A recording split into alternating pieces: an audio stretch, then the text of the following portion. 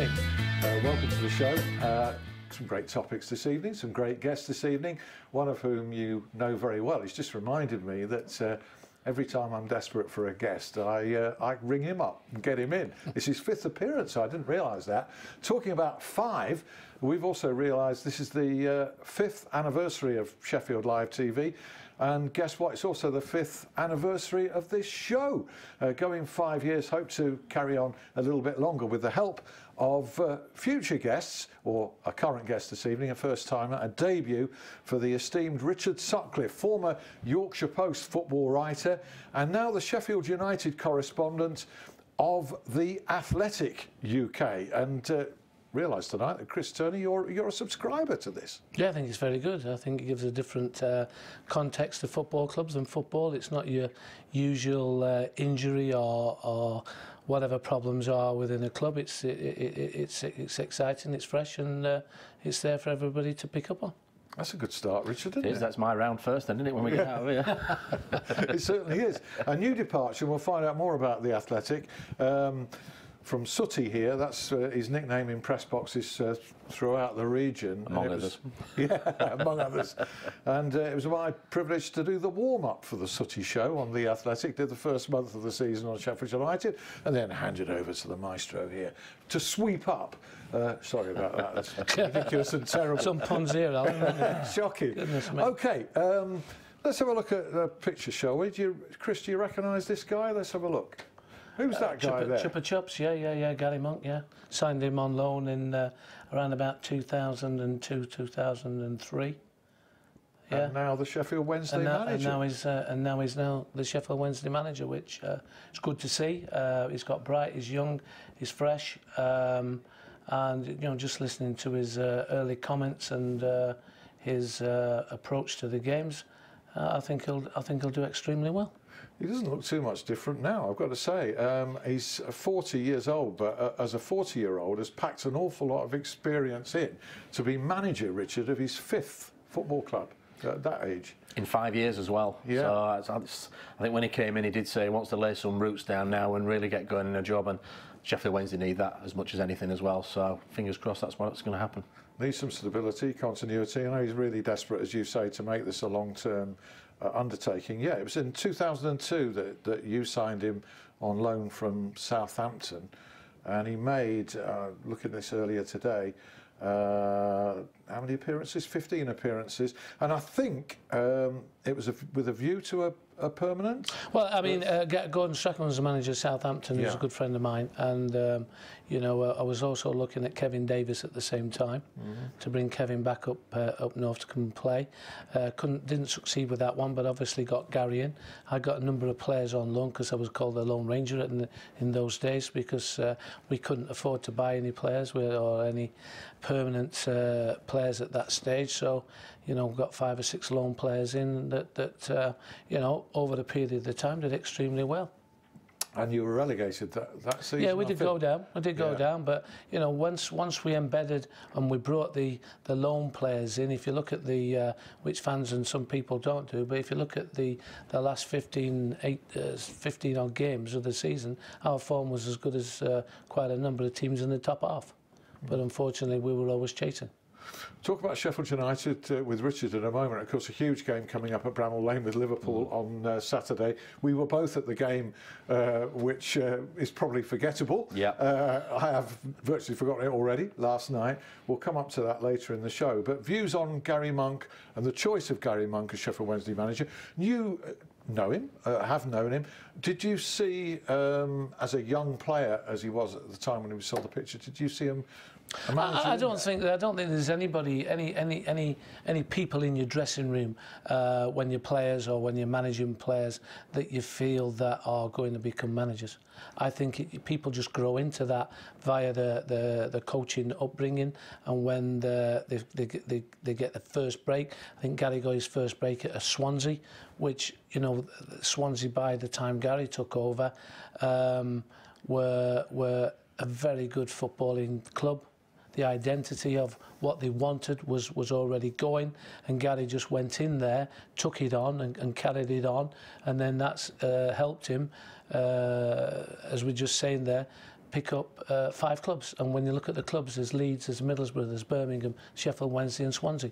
Well, they're all 5 very big clubs in their own outright, and so Garry has got, in a short space of time, a lot of experience at a big club. So Sheffield Wednesday is not such a big leap for him, because he's obviously, and Leeds, sorry, I missed Leeds out. He's managed some big clubs, so managing Sheffield Wednesday he should be able to just go in here, go in there, and manage. And I'm hoping that he is be able to manage the team and manage the players that's coming into the club in the future.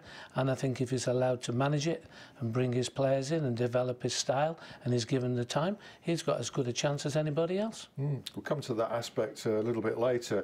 As a temperament, as a personality, what did you make of him as a player? I think he was never ruffled. He was never. He never got too disappointed if we lost, or he didn't vent his anger. I just thought he was a great professional to manage at that time.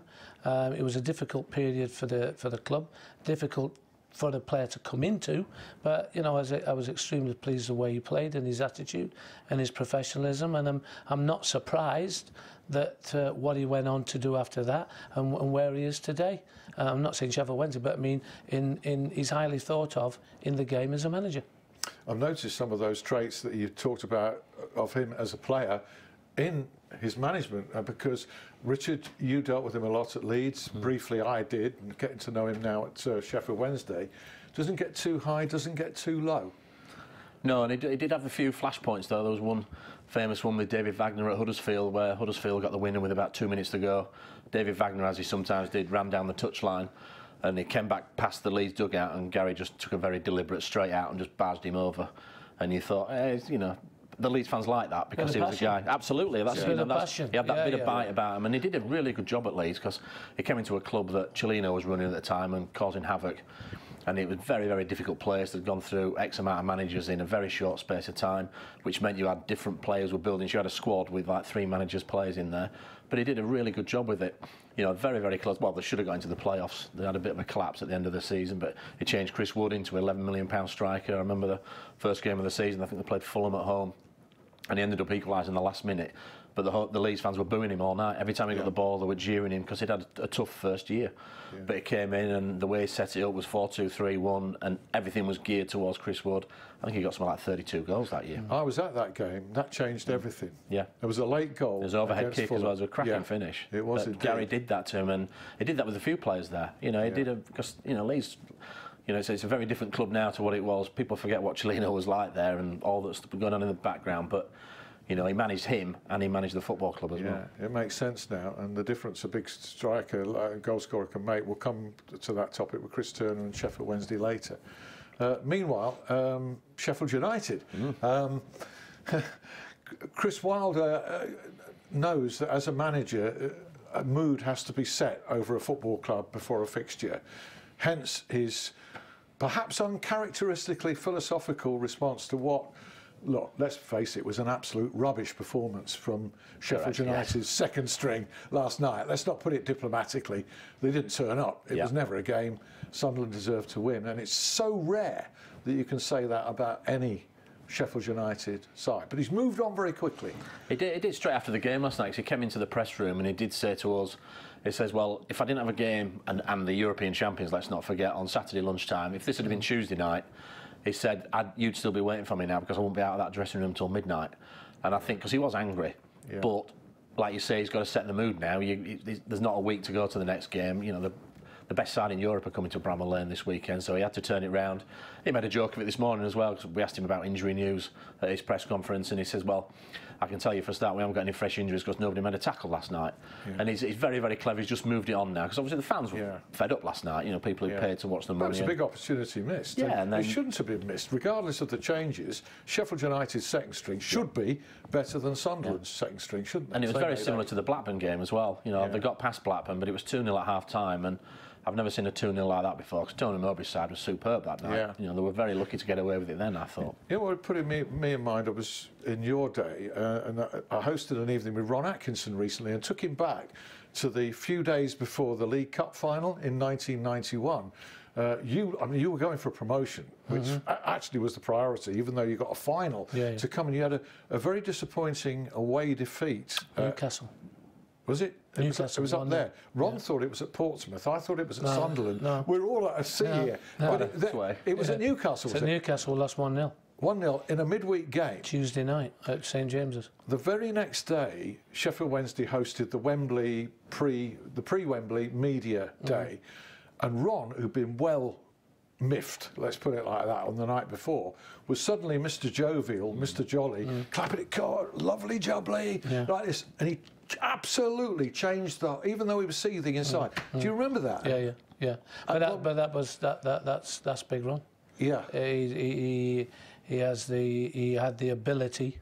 And I remember when I was at Manchester United, we had a photo day, and Big Ron got his mate to come along, and was a bit like we had in the final with the Liverpool comedian. With Stan Boardman. With Stan Boardman. Yeah. He had a comedian on tape. I won't mention who he was, but he was playing his tape, telling his gags while the lads were all having the team photo, and everybody's laughing on the team photo, and it gave a fantastic outward feeling about it. But that was Big Ron. I mean, he just moved on to the next game. I remember when I first went there, and they won the first 14 games, something like 14 games, and they were something like 12 points. It was when 2 points for a win, I think it was in them days.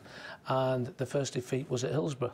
Right. And I remember you come in after those games and go, hey, don't worry, lads, we're still 12 points clear. Don't worry, lads, we're 10 points clear. Don't worry, lads, we're 8 points clear. And it was going down and down. I mean, in the end, I think we finished fourth. But he had a knack. He had a knack of lifting the dressing room.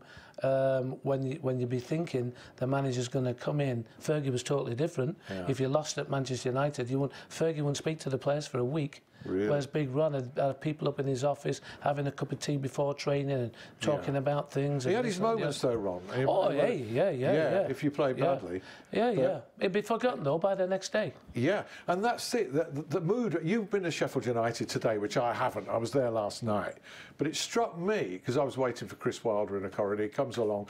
He's uncharacteristically philosophical, can I say, after what was a bad performance, make no bones about it.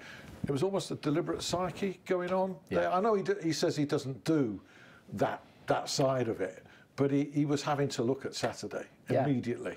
That's the sort of thing that you don't get in a management textbook. No. You know, it's that antennae that he's got, it's that sixth sense and that feel for what he actually needs. And I think that's what he needed, because it was a night when people left feeling down. Yeah. You know, you see on social media or people tweeting you saying, well, I've wasted my night, blah, blah, blah. But the mood's changed again. It's moved on, and all of a sudden, it is Liverpool. And these results happen. They've happened all week, haven't they, in the Carabao Cup? Yeah, but I just think it's the whole competition's now been devalued by clubs, even Championship clubs, not putting their teams out. Sheffield Wednesday made more changes the other night against the Premier League team than Everton did. Your seasons. I mean, you're going on there about Chris. Chris has now got a different. The first time a different thing about management, because his next fixture is massive. And then after he plays Liverpool, his next fixture is massive. So he's now got a different thing where in his career so far going up there, anybody who manages in the Premier League, it's totally different. And his emotions are going to be different now, because he knows he's got to get the club and the team going to play the best team in Europe on Saturday. Whereas in the past, you have a bad defeat, everybody has a bad defeat in midweek, and you just got to pick the lads up again for Saturday. But the game itself on Saturday will pick them players up, and they will go again. And it's very difficult. Every manager's done it. You leave players out. You put players in who are biting at the bit to get in, but then when they get out there, they're playing a team that's probably played regular all season together. Your former team. And they haven't been pulling many trees up, I might add. But then when you're the player and you've been on the sidelines and now you're giving your chance, 9 times out of 10 they let you down. Because they're not up to speed, they're not up to against the opponents who are well into the season. They've probably played 8, 9 games now, and here's my chance, and then they let you down, and then people say, well, he's not good enough, and he's not good enough, he's not good Actually, enough. Look, all of those players are good players, and Chris made that point when I was talking to him last night, and they are. The only one that you'd say wasn't really genuinely in contention for the matchday squad in the Premier League would be Keane Bryan, perhaps. Although his background suggests he's still got a lot of talent, Manchester City and England. But all the other 10, I was going through them today, they're all genuinely and rightfully pushing, but collectively it didn't. That's the one. It's been collective as a team. They haven't been playing as a team, and then they're thrust into a game against a team that have been playing as a team, and they make it difficult. West Ham getting beat 3-4-0 at Oxford. Mind you, Sunderland made 8 changes. One of those, well, you know. Well, Oxford made a lot of changes. I think I was reading today. I think they made 7 and turned over West Ham 4-0. It was very strange. But it's difficult. I mean, Sheffield United are expected to beat Sunderland, and everybody go to the game expecting to be in the next round, and then obviously not. And then the world's caved in, and fans are just saying going on social media. But Chris knows what he's doing, and he knows his main priority this week is Liverpool.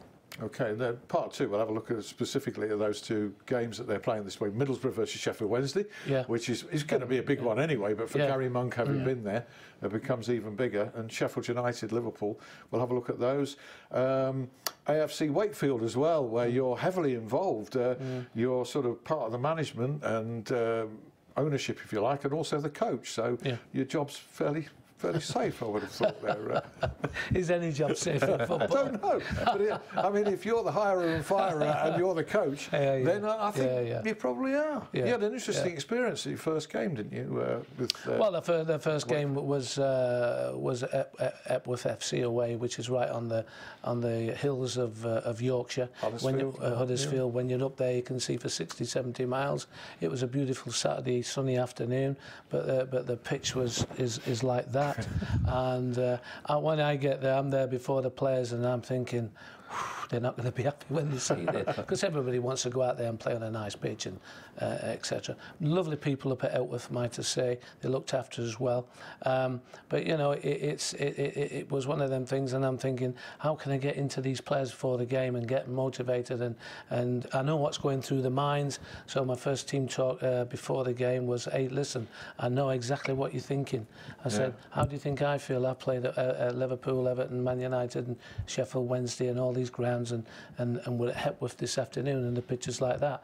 I feel like you, Besser, but at the end of the day, we're here to win this game. And we drew 2-2 in the end. Oh. But it was the first game for the boys. Considering. But but it was an experience. It was an experience, I must say. Oh, crikey. I said to you before the show, was it like Hallam's pitch at Sandy? Oh, no, that's like a 30 degree. Hallam's flat. Hallam is flat compared to that. But, interesting. You know. Thanks, before I forget, well, I shouldn't forget, for all the lovely messages, and I really mean this, and very sincerely, that I've had on Twitter about this show. I mean, the reality is that after 5 years, it's very, very difficult, unless I invite Chris Turner in every week. He's not available every week, to keep it going with quality guests. However, we've done our best, but we've just missed the odd week lately when a repeat runs. I just said, you know, we'll do our best to keep it going. And I had an absolute deluge of really, really nice, kind messages appreciating the show and wanting us to keep it going. So you've given me no choice. We'll attempt to do that. We will take a break next week because Greg, now he's a key man. Greg, you never sees behind the glass there in the control room, mixes all the pictures, does a superb job. He's taking a week off next week, not me. So we'll be back in a fortnight. And in part 2, you can just talk a little bit about it now, Richard, a new concept, The Athletic. Yeah, it started in America 3 years ago, and I think it started in 10 cities over there. It's stretched to 47 now, and it's just to give in-depth coverage to the sports. Really, obviously there's some great, fantastic writing out there, But you know, people just want the longer reads, really. You know, I'll go to a press conference, but you don't really write about the press conference. It's just more to get a feel for the club and, you know, sort of bring your thinking along. And no, it's great. And obviously, you go on the website. There's no adverts, which is a big thing for me. There's no surveys popping up every 3 seconds or any videos trying to play across it. I think that's the one thing, that it's a clean website, and people have liked that. 6 seconds to the break. Talking about a long read, we'll have more where that came from in part 2 with Chris and with Richard. See you in 5. See you.